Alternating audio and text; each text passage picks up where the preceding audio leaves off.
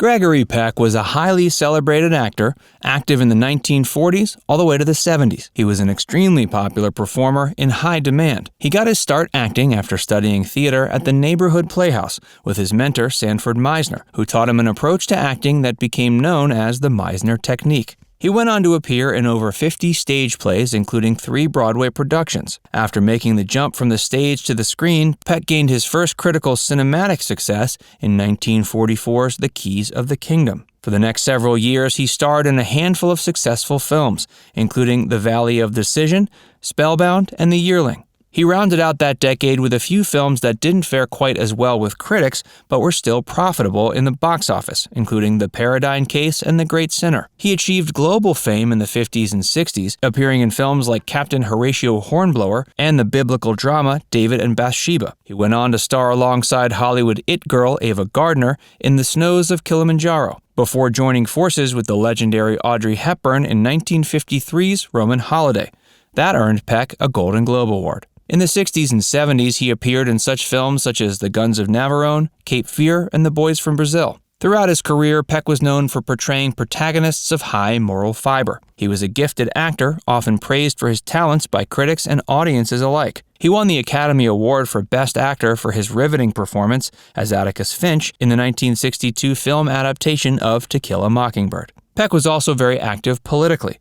He challenged the House Un-American Activities Committee in 1947 and was considered to be a fierce political opponent by President Richard Nixon. Lyndon Johnson entrusted Peck with the prestigious Presidential Medal of Freedom in 1969 for his lifelong commitment to humanitarian issues. Even though Peck enjoyed a full and fulfilling career in the entertainment industry, he also experienced his fair share of adversity. One event in particular that devastated Peck was the sudden and tragic death of his son, Jonathan. Jonathan Peck's suicide left Gregory reeling in agony. Jonathan Peck was a tall, handsome young man. After graduating college, he enrolled in the Peace Corps and spent a couple years in Tanzania working to develop an agricultural syllabus in Swahili. Upon returning to California, he worked at an LA radio station and later a Santa Maria TV station. He was a kind and polite person who didn't do drugs and rarely ever drank. He was far too committed to his goals and ideals to waste his youth partying. But even though his morals and principles were his guiding light, some of Jonathan's colleagues noticed a dark side to his personality they couldn't ignore. He could be intensely self-conscious at times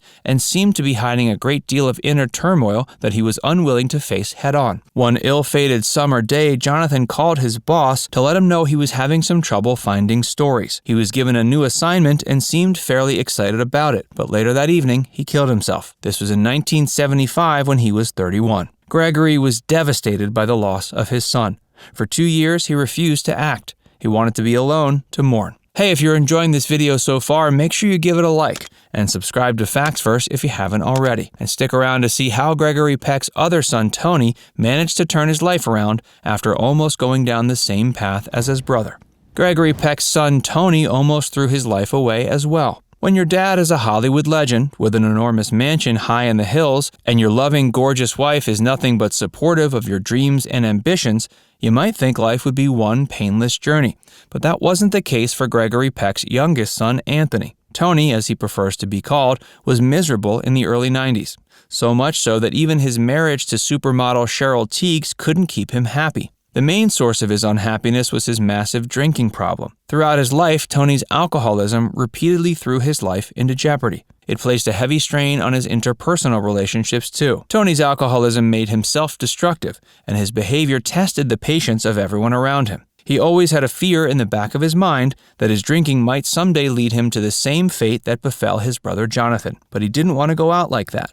He already saw what kind of agony his brother's suicide had had on his father, and he didn't want to put his father through that kind of hell again. When Anthony's behavior finally forced his wife to leave him, the shock of their divorce was the wake-up call he needed to finally stop drinking for good. Fortunately, Tony has been clean and sober ever since, and has gotten back into his work in cinema with a renewed sense of focus and inspiration.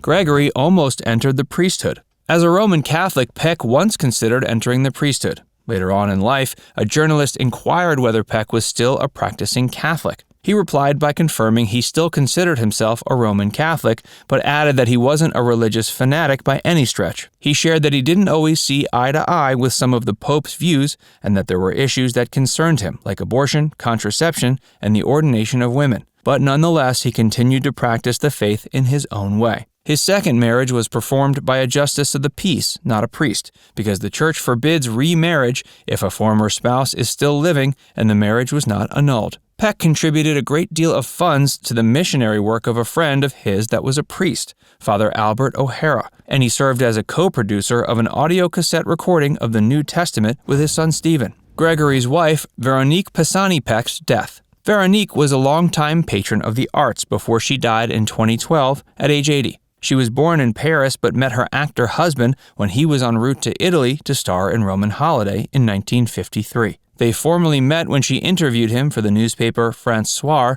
but it was hard to stay professional because they clearly had chemistry. Veronique moved to the U.S. when she was 23. She married Gregory on New Year's Eve in 1955, just one day after he finalized his divorce with his first wife, Greta. She and Peck's marriage fortunately fared a lot better than his previous one. They remained happily married for 48 years until his death in June of 2003. Veronique Peck did her part in creating the Inner City Cultural Center in South Los Angeles.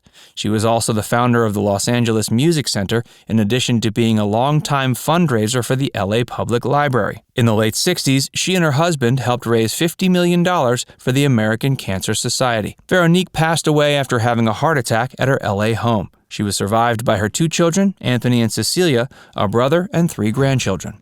Gregory's death and legacy. At age 87, Peck died in his sleep on June 12, 2003, after a brief bout with bronchopneumonia. Veronique was by his side. He was laid to rest in the Cathedral of Our Lady of the Angels Mausoleum in LA. His eulogy was read by his longtime friend and fellow actor Brock Peters, whose character Tom Robinson was defended by Atticus Finch in To Kill a Mockingbird. Quite a few celebrities attended his funeral, including Harrison Ford, Tony Danza, Michael York, and Harry Belafonte. The Gregory Peck Award for Cinematic Excellence was created by his family in 2008 to commemorate him by honoring a director, producer, or actor's life's work. The honor was initially presented at the Dingle International Film Festival in Gregory's ancestral home of Dingle, Ireland, but since 2012, it's been presented at the San Diego International Film Festival. Recipients have included Gabriel Byrne, Alan Arkin, Laura Dern, Patrick Stewart, Annette Bening, and Lawrence Fishburne. Now it's time to hear from you. In the comments section below, let us know which one of Gregory Peck's movies you appreciated the most. And before you go, make sure you give this video a like and subscribe to Facts First if you haven't already. Click the bell icon to stay updated on all our latest content.